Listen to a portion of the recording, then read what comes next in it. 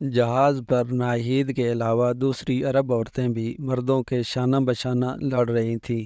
ہاشم دیر تک یہ سب دیکھتا رہا، پھر اوپر آ کر خالد کے قریب کھڑا ہو گیا اور پوچھنے لگا کہ ہمیں کتنی بار بیری ڈاکوؤں سے مقابلہ کرنا پڑے گا۔ خالد نے کمان میں تیر ڈالتے ہوئے مڑ کر دیکھا۔ ہاشم کے قریب مایا حیران و پریشان کھڑی تھی۔ اس نے کہا، مایا، تم ہاشم کو نیچے لے جاؤ۔ مایا ہاشم کو اٹھا ہی رہی تھی کہ ایک سنسناتا ہوا تیر آیا اور ہاشم کے سینے میں پیوست ہو گیا۔ مایا نے بھاگ کر اسے ایک کونے میں لٹا دیا اور تیر نکالنے کی کوشش کرنے لگی۔ ہاشم ایک ہلکی سی آہ اور معمولی سی کپ کپاہٹ کے بعد ٹھنڈا ہو گیا۔ مایا سسکیاں لیتی ہوئی اٹھی، لیکن پیچھے سے ایک مضبوط ہاتھ کی گرفت نے اسے اٹھنے نہ دیا۔ گنگو، تم؟ اس نے چاند کی دھیمی روشنی میں آنکھیں پھاڑ کر دیکھتے ہوئے پوچھا۔ ہاں، میں ہوں۔ کالو، اٹھا لو اس کو، اگر شور مچائے تو گلا گھونٹ دینا۔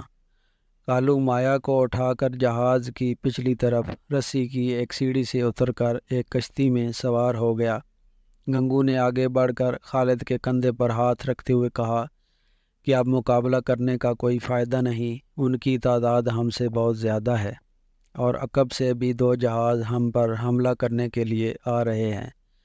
میری کشتی جہاز کے پیچھے کھڑی ہے، میں تمہیں اور ناہید کو بچا سکتا ہوں۔ خالد نے بے پرواہی سے جواب دیا، ہم اپنے ساتھیوں کو چھوڑ کر نہیں جا سکتے، لیکن تم نہیں جانتے کہ وہ لوگ تمہاری بہن کے ساتھ کیا سلوک کریں گے۔ میں جہاز کی تمام عورتوں کو اپنی بہنیں سمجھتا ہوں، لیکن اب جیرام کی دغا بازی سے مجھے کسی پر اعتماد نہیں رہا۔ ایک تیر ناہید کو لگا اور وہ پسلی پر ہاتھ رکھ کر بیٹھ گئی۔ خالد نے اسے اٹھانے کی کوشش کی، لیکن اس نے کہا، میں ٹھیک ہوں خالد، تم میری فکر نہ کرو۔ خالد نے اس کے اصرار کے باوجود اسے اٹھا کر ہاشم کے قریب بیٹھا دیا۔ ہاشم کی لاش دیکھ کر ناہید کو اپنا زخم بھول گیا۔ اس نے ہاشم کو جھنجھوڑا، آوازیں دیں اور انتہائی کرب کی حالت میں بولی، ہاشم، تم اوپر کیوں آئے تھے؟ گنگو نے بے خبری کی حالت میں ناہید کی پسلی سے تیر نکال کر پھینک دیا اور واسو سے کہا، اسے اٹھا لو۔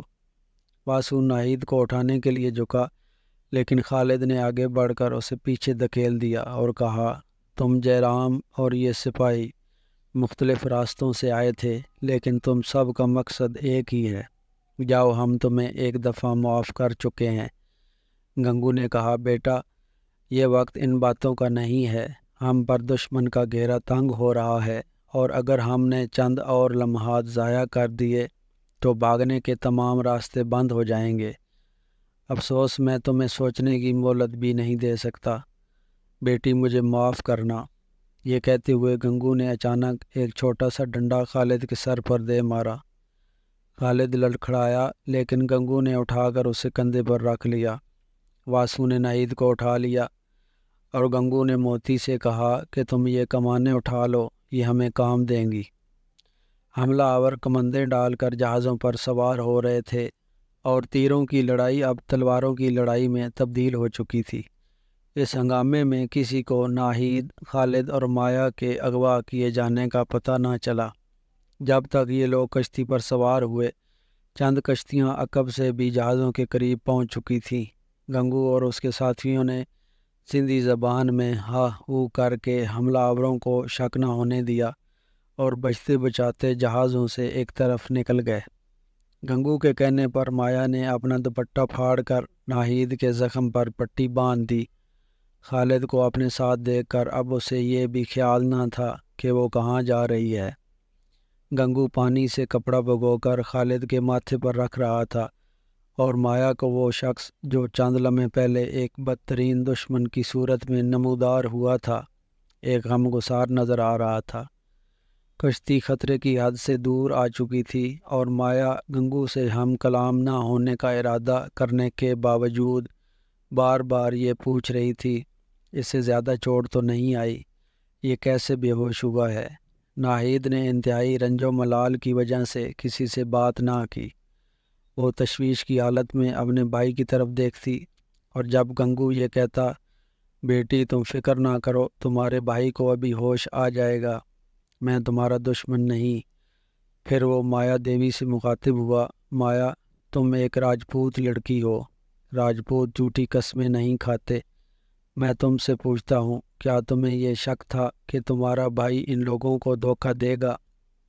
نہیں نہیں، میرا بھائی ایسا نہیں، اور اگر یہ ثابت ہو گیا تو میں کنویں میں چھلانگ لگا دوں گی، آگ میں جل جاؤں گی، اپنا گلا اپنے ہاتھوں سے دبا دوں گی۔ بھگوان کے لیے ایسا نہ کہو۔ مایا دیوی کی ہچکیوں نے ناہید کو متاثر کیا اور اس نے کہا، مایا تم ان باتوں کی پرواہ نہ کرو، مجھے تم پر یقین ہے، اور اگر تمہارے بھائی نے ہمارے ساتھ دھوکہ بھی کیا ہو تو اس میں تمہارا کیا قصور؟ میں پھر کہتی ہوں، میرا بھائی ایسا نہیں، اس کی رگوں میں ایک راجپوت کا خون ہے، اور وہ اس قدر احسان فراموش نہیں ہو سکتا۔